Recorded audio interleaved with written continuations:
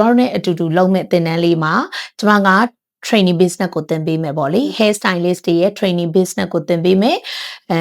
ပြီးရင်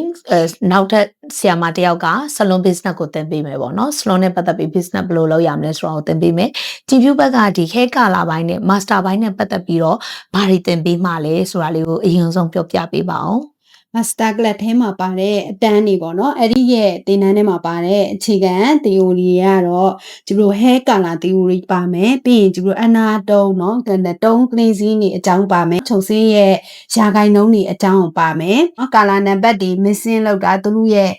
ရောဆက်တဲ့အကြောင်းအရာတွေပါမယ် bleaching theory ပါမယ်ပြီးရင် toner theory ဆိုတဲ့အကြောင်းနောက်မှရှင်းပြမယ်ဒီပါတဲ့ topic လေးကိုအရင်ပြောမယ်ပေါ့နော်အဲ့တော့ color